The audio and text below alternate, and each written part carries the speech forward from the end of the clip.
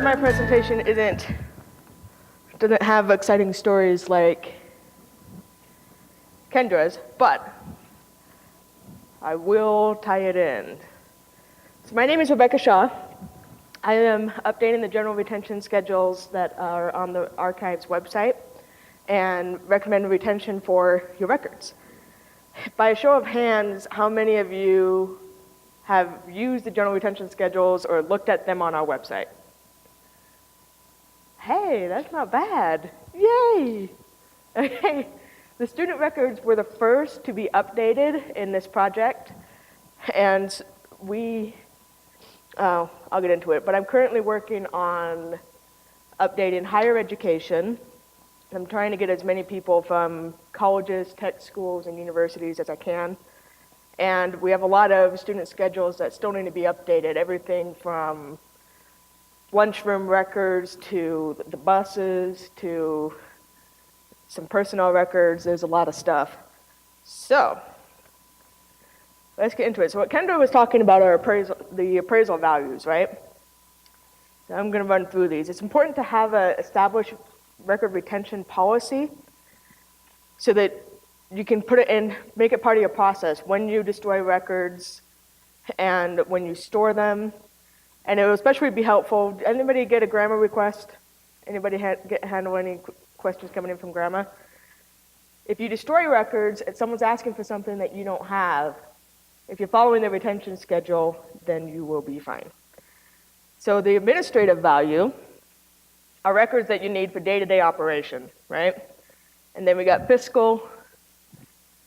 Those are financial records, right? These are things that you may need in an audit, other financial purposes. We've got legal value. When it comes to a retention schedule, something with legal value often has a statute of limitations that applies.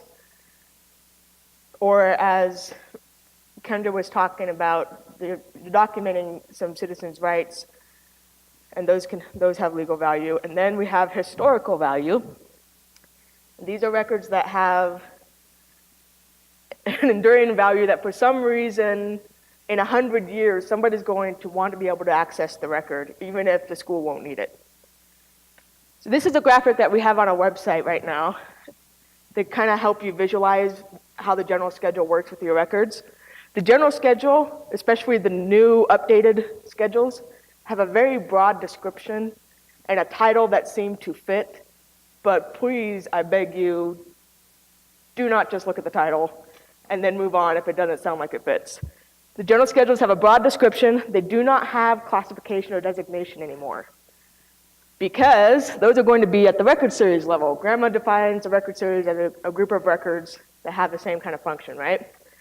And so your record series will have a more specific description that makes more sense as to things that are unique to your school. You could even describe specific forms if you need to, but the general schedule will not describe forms. And then you'll have specific records that are part of the record series. And there you go. So I'm going to read some legalese real quick. So the Public Records Management Act says that it is unlawful to destroy a record in contravention of your adopted retention schedule. If no retention schedule has been properly adopted, the model retention schedule is what the law calls it, should be followed. It says, it does not say that. It says, then each governmental entity shall file with the State Records Committee a proposed retention schedule for the retention and disposition of each type of record material defined as record and grammar, right? If you don't have a retention schedule, the model retention schedule, as maintained by the state archivist, shall govern the retention and destruction of that type of material. So the model retention schedule in the law is what we call the general retention schedule. So this is the state general schedule. They're not all inclusive. If there's something that you can't find on here, maybe we need to create a general schedule for it. I am always open to hear things that you think that should be there. Maybe it's something that is specific to your office, specific to your school, and you could create one with Ray. and have that one approved by the State Records Committee. So if you go onto our website, right now there are 4 different categories. You got the state, county, municipal, and school district. The way this update is going, we're trying to update everything at once.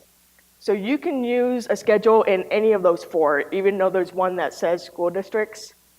If there's something in the state schedule, you can use it, because a lot of administrative schedules that are being updated, personnel records that have been updated, they're on the state schedule now.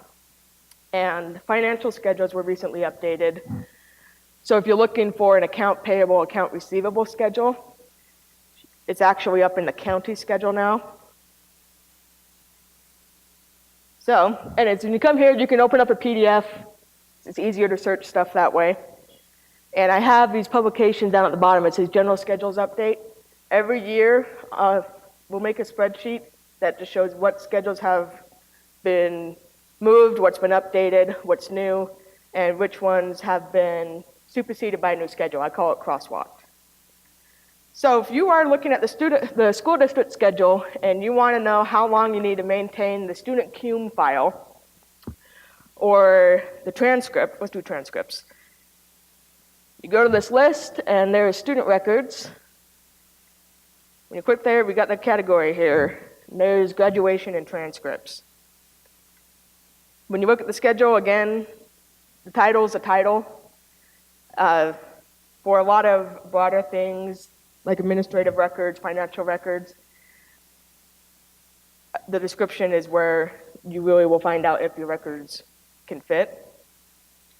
The number is just generated by our system.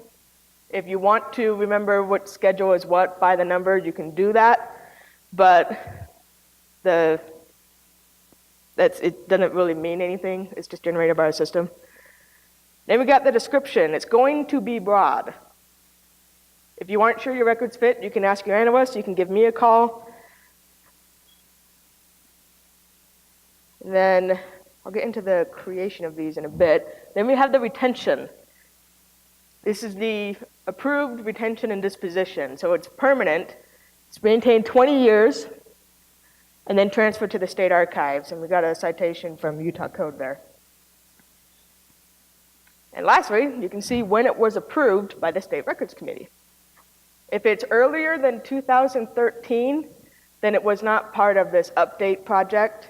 And if there's something you want changed on it, we can do that. So benefits to using the general retention schedule. First one is most of the work is done. Retention's already been approved.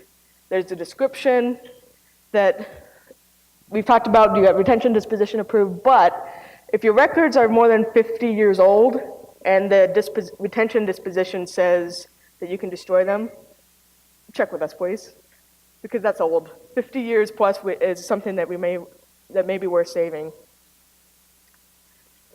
So if it's with all the work done, you don't have to take your series to the State Records Committee.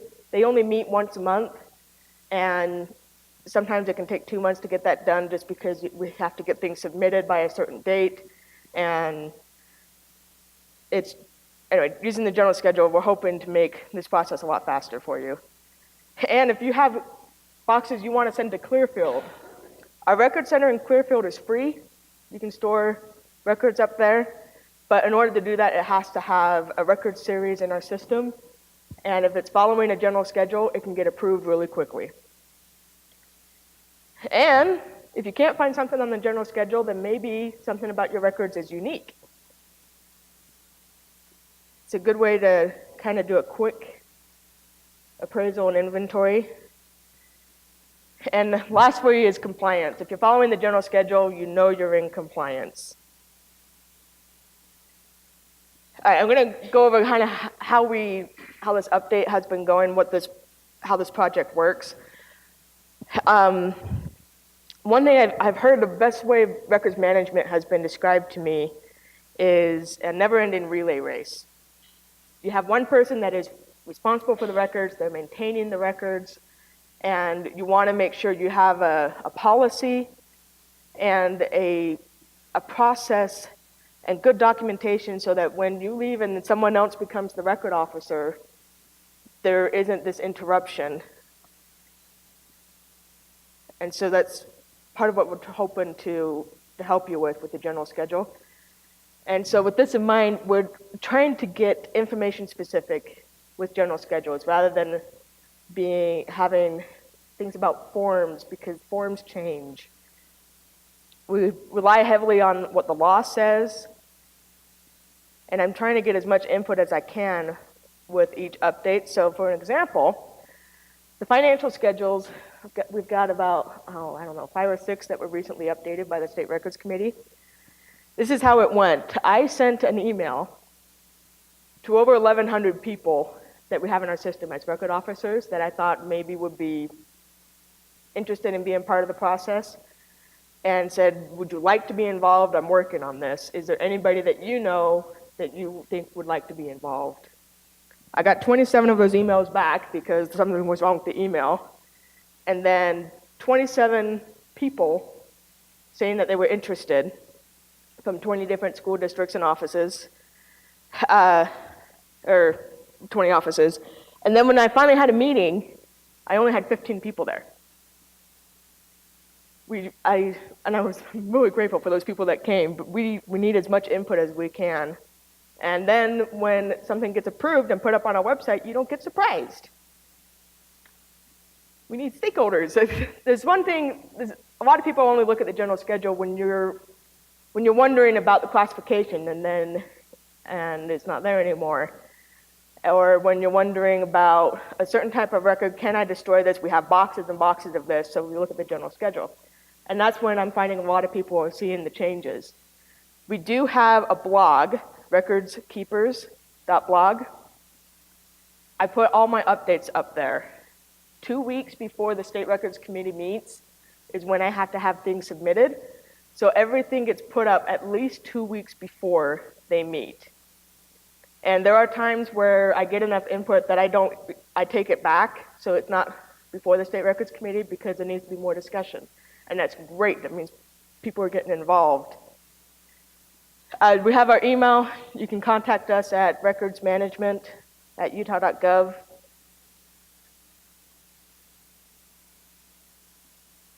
If there's somebody, we're still working on the student schedules, and we are starting to update general schedules for higher education. If you would like to be involved, if you know somebody that you think should be involved, please give them. We got, I think we have a basket. We've got something, give us a business card or send us an email, let me know, it'd be fantastic. So why don't we run through the student schedules? These were all updated back in 2013. And I had asked everybody, what is in the student CUME file? We had a general schedule for it at the time, and it said maintained 3 years after graduation. But I asked a bunch of school districts, and no 2 people gave me the same description of a CUME file. So we decided that we needed to split it up. So rather than having an ominous CUME file that not everybody describes the same way, we're going to talk about the records inside of it. So first was attendance. It does not say class roll. It does not. We used to have a schedule for class rolls, and it said it had the names of the students, it had the school and class, teacher's name, exit date, entry date, and that we don't need that in a general schedule. If I say they're attendance records, we assume I'm talking about rolls and that kind of stuff, right? So this says minors between the ages of 6 and 18 are legally required to attend school. These are records of student attendance, absence, and tardiness. That's it. Keep it for 4 years, and the reason why it's 4 years is because we have needed to prove attendance before graduation sometimes. So if we've got 4 years, then you have 9th through 12th grade. Enrollment and registration. These records are necessary let me try that again. These records capture the necessary information to enroll a student in particular school and document their course of study. The application process of those seeking to homeschool or participate in alternative programs are included in this schedule. So when this went before the State Records Committee, I had some input from school districts saying that there are some applications and some programs that need to be maintained all the way through graduation. And so the State Records Committee asked that we include the word superseded. So those that, if you don't end up with a new registration, then you keep that last one until you don't need it anymore. Permission and passes. This one's simple. We got permission slips, passes that are superseded from year to year. Medical log records. These records maintained to ensure that students meet mandated health requirements to attend school and ensure that as appropriate medical needs are met during school hours. So from our stakeholders back in 2013, they said they don't really have medical records the way you would think of a hospital having medical records, but they do log treatments and medication that students need to have during school hours. And once the student is gone, you don't need them, so the retention is just 3 years. Discipline records. Student misconduct may be the subject of disciplinary action if the conduct disrupts the educational environment, threaten or harm persons or property, or disrupt school activities. Any record or information that is created or used to address student misconduct is included. We really wanted to give this one a retention that would allow each school to keep the records as long as they need it, but not longer than they should. So the issue has to be resolved. Your administrative need needs to be met, but these don't need to be kept after graduation. And this one actually might save until superseded or final action now. Or not superseded. Until final action.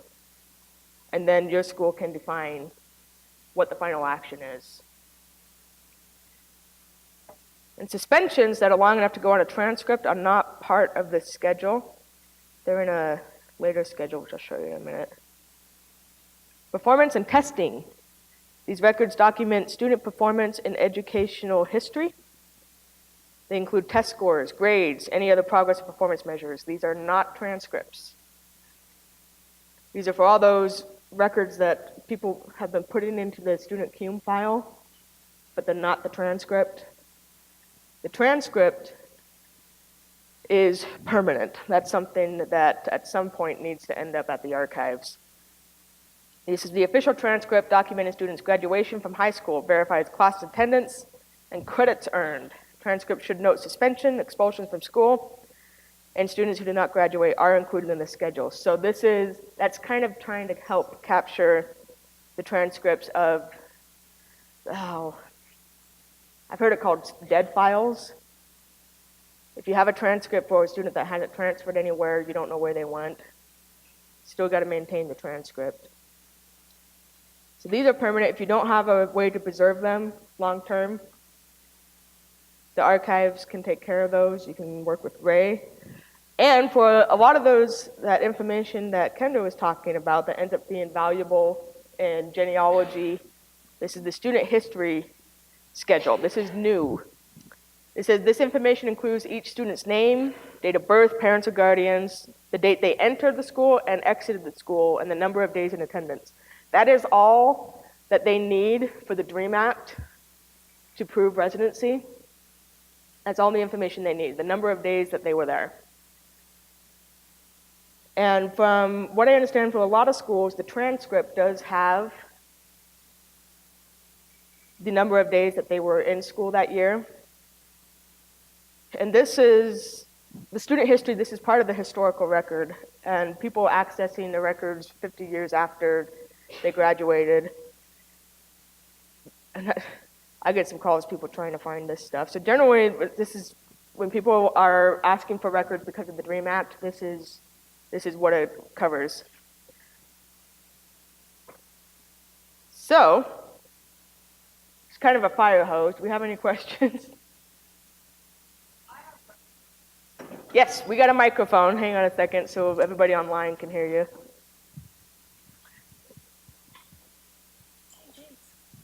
Okay, I have a question about medical logs. Okay.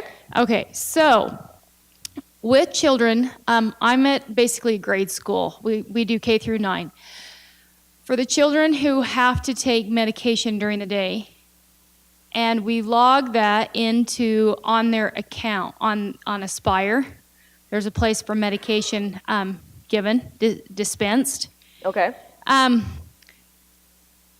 Do I have to keep a paper record also?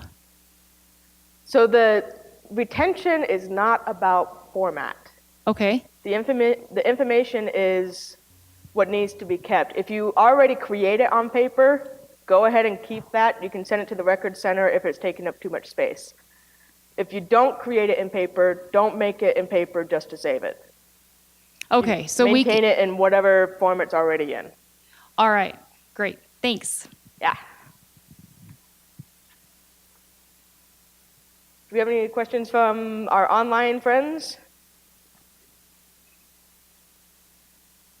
We got a Dilbert cartoon here. This is one of my favorites. I have this in my office. To defend against lawsuits, our records retention policy has been updated to include this. What? What was I talking about? The record retention policy. It's what it feels like sometimes, trying to figure out how long you need to keep everything. But we can do it. You can do it. Yes. All right, so we're an online school, not brick and mortar. And we get paper records, we get online records, but we scan it into our system. It isn't necessary for us to keep the paper file if it's in our electronic. So like it's in our big old database. Is it necessary to keep the paper CUME file? So I didn't quite understand Okay, all of so- that, but you're all right. asking So if it's we- in electronic, do you have to? Yeah, so we get the CUME file from a school, so it's paper. Then we take it and we scan it and we put it into our system, so it's now in a PDF form. Okay. Do we need to keep the paper because now we have an electronic format? Because we can send it to any school, print it off, do whatever we need. But we've got so many records of students that it literally is taking up space that we could use for other things. Sure. And so okay. can we?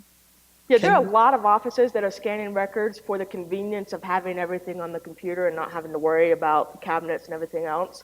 If you create something in paper, especially if it's a permanent record, we're happy to take that as a preservation copy, and you can keep what you have in your system as an access copy. That is just fine. Ray Gifford down here, raising her hand, she is the analyst for school districts, and she can help you coordinate that. But when it's something that only has a 3-year retention, don't worry about reformatting and saving the paper. As long as you have a copy that you can maintain for as long as the retention is, that's fine. If it's a permanent record, before you destroy anything, please call us. So just as a general rule, if it's permanent, give us a call. If it's not permanent but it's old, please give us a call. Anybody else? We got a question up top?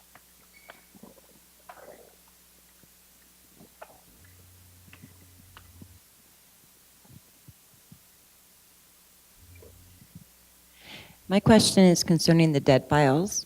I've recently I'm in elementary school, but we have some files in there that date back to, 98. These people have gone and graduated.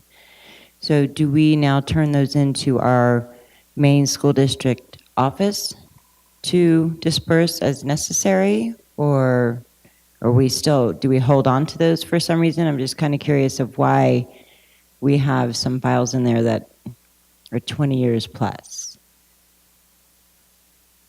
Does that make any sense? Well, I wear hearing aids, so I think I caught the last half of that. Hang on a second. So with the dead files, I have some files that are probably close to 20 years old, Okay. still in my office. So is that something that we just need to distribute onto the main district? Or do we distribute that to you now that they've gone past their 20-year mark? The general schedule for the dead files has not been updated yet because for that very reason. We're still trying to figure out. At the moment, the school or the school district that has that file is responsible to maintain it. And at the moment, retention is the same as the old CUME file. It was 3 years after graduation. But without knowing where that student went, it creates a new interest in the record. So that's something that we can definitely discuss and work on updating in the general schedule. There's a general schedule called non-transferred student files. There should be a policy with the district what to do with the records for students that have disappeared. We don't know where they transferred to, or if a student passed away during the school year. There needs to be a policy, and we need to update the general schedule for that as well. So that's not the answer you wanted, I'm sorry. So But it's, it'd probably be great. best just to contact the district and see if they want to store them in their archives until it's time for them to disperse them. yeah, see if the school district has a record series for it, if they have a policy or something, and Ray's, I think, has something. I'm going to sneak in for just a moment. The dead files are ones that are currently under discussion across a lot of school districts. The ones we're worried about are the students that we don't know where they went. Whether they passed away, whether they dropped out, that means that there's not going to be a graduation or transcript record for them. So if you know where the student went, then that's just a transferred record and we don't have to worry about it. The students that we don't know where they went, that becomes their graduation record, which makes those permanent. So it does need to be handled at the district level because it is a graduation record, but we're still under discussion. Many school districts handle it differently. Some, it all comes up to the district. Others, they handle it at the school level. So it is a policy that has to be created. Thank We you. should get together and talk about it and update the general schedule. Please, give me your business cards, give me your email. I don't know these records like you do. So the help that you can give me is absolutely crucial. So Ray is your analyst. I'm the analyst for the general schedules. And I always put Rosemary's number on these because when you have access questions, she is the queen. So, all right, anything else? All right, thank you so much, guys.